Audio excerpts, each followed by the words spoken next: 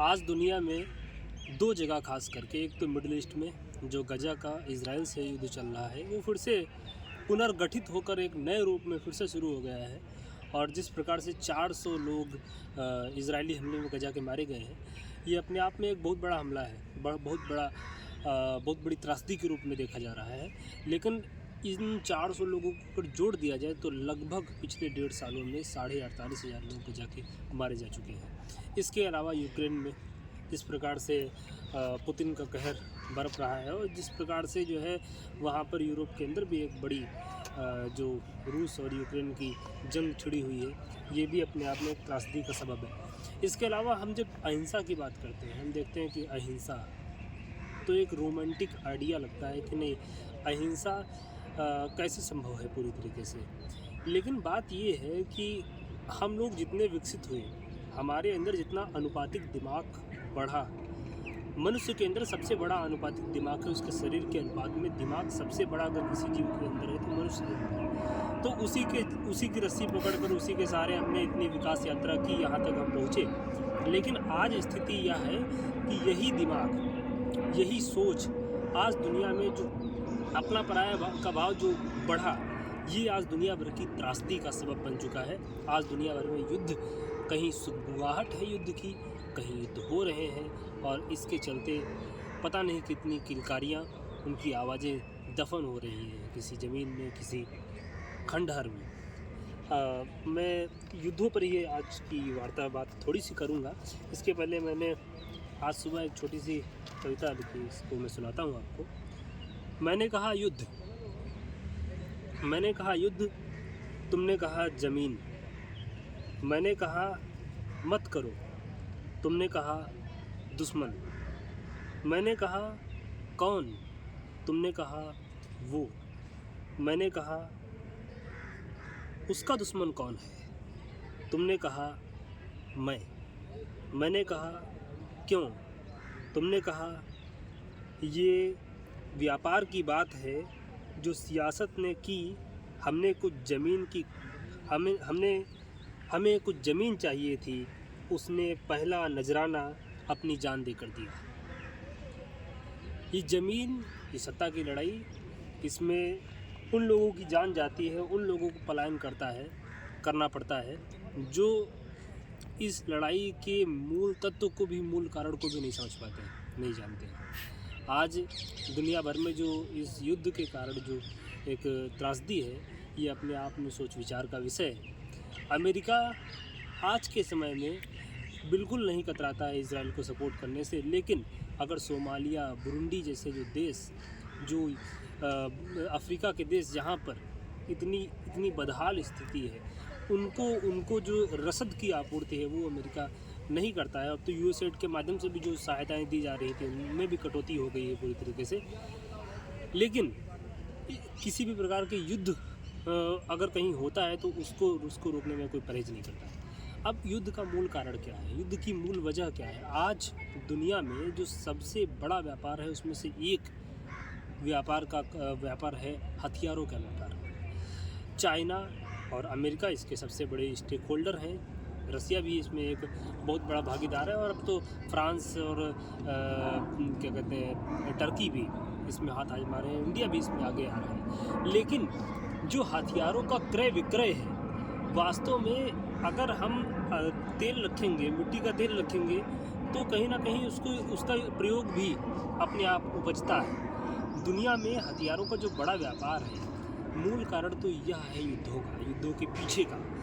UN को देखा जाए, किसी भी मतलब संगठन ने अभी तक हथियारों के क्रय विक्रय पर प्रतिबंध नहीं लगाया है। आत्मरक्षा के नाम पर, या फिर ये आत्मरक्षा के नाम पर हथियार ठीक है, लेकिन हथियार इन देशों की पूंजी का, इन देशों की अर्थव्यवस्था का एक बड़ा स्रोत बन गया है। तो यह भी एक युद्ध का बड़ा कारण है। और इसके अलावा तमाम प्रकार की विस्तारवादी सोच और भी युद्ध की स्थिति को और भी जटिल करते हैं। जैसे कि डोनाल्ड ट्रंप ने आते ही कहा कि नहीं, हम तो ग्रीनलैंड लेके रहेंगे, हम तो पनामा दोबारा लेंगे, हम तो कनाडा को अपना 51वां प्रदेश बना लेंगे।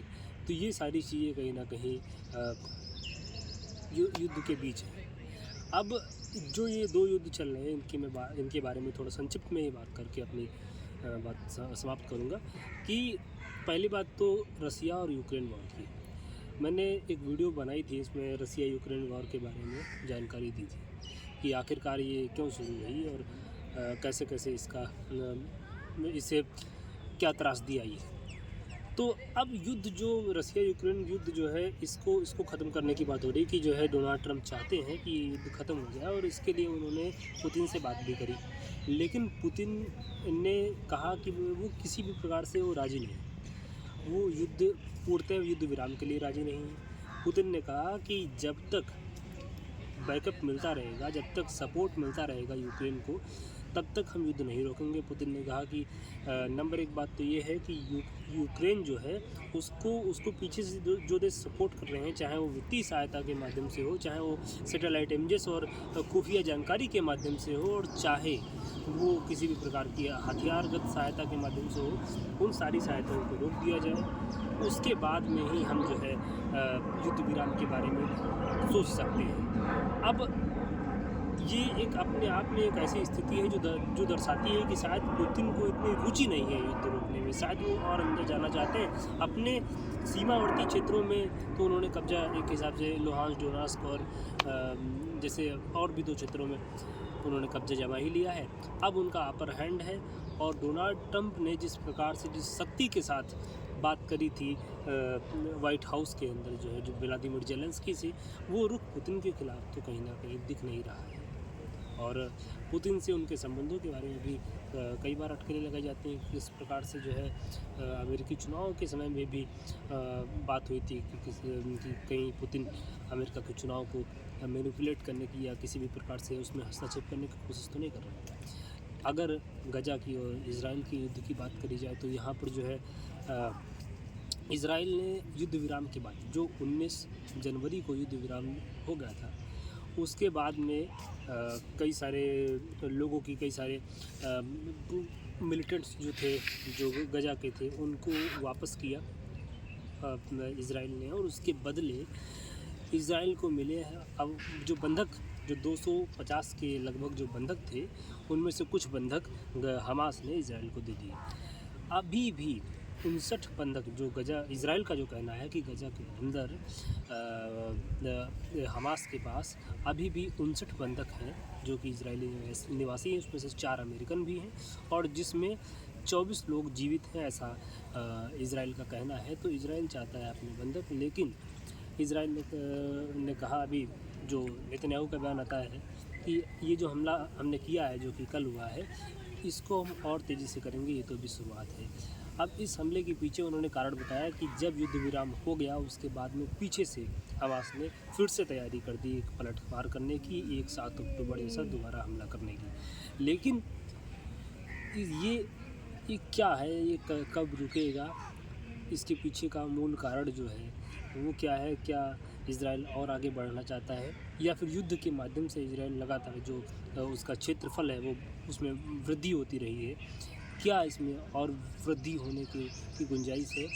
और इसमें दुनिया के तमाम संगठन इन दोनों युद्धों में चाहे यूएन हो, यूएन की सिक्योरिटी काउंसिल हो या फिर और तमाम संगठनों का, तमाम शांतिप्रिय लोकतांत्रिक देशों का इसमें कोई हस्तक्षेप देखने को नहीं मिल रहा है, कोई दबाव देखने को नहीं मिल रहा है। तो एक प्रकार से अमेरिका का भी दोहरा चरित्र यहाँ पर देखने को मिल रहा है कि जब व्लादिमीर ज़ेलेंस्की ट्रंप से कहते हैं कि हमारे लगभग 40,000 के करीब बच्चे जो कि उन्होंने कहा किडनैप करके अपने अनुरूप उनको रखा गया है रसिया के अंदर, और रसिया उनको जो है अपनी नागरिकता दे चुका है, अपने तरीके से पालना, उन्हें वापस लाना है। तो उनका कोई सख्त रवैया नहीं आता है, बल्कि उसी वार्ता में वो उनको डांट भी देते हैं व्लादिमीर ज़ेलेंस्की को ट्रंप। लेकिन यहाँ पर ट्रंप चुनौती देते हुए दिखते हैं कि हमास को उनको वापस कर देना चाहिए, उन लोगों को जो उनके पास अभी बंधक हैं, नहीं तो अंजाम बहुत ही बुरा हो। तो एक जो स्थिति हमारे सामने है, इसमें कहीं से कहीं तक हमें अभी तक निदान देखने को नहीं मिला है। हम आशा करते हैं कि इस स्थिति से निपटने के लिए हम थोड़ा सा अहिंसा की तरफ बढ़ेंगे, थोड़ा सा वास्तव में लोकतांत्रिक भाव जो है कि हम मेरी आवाज़ के साथ भी आपकी आवाज़ भी सुरक्षित और बुलंद रहे, इसकी भी जिम्मेदारी होती है लोकतंत्र के अंदर। उन चीज़ों को, उन मूल्यों को हम बढ़ता हुआ देखेंगे। धन्यवाद।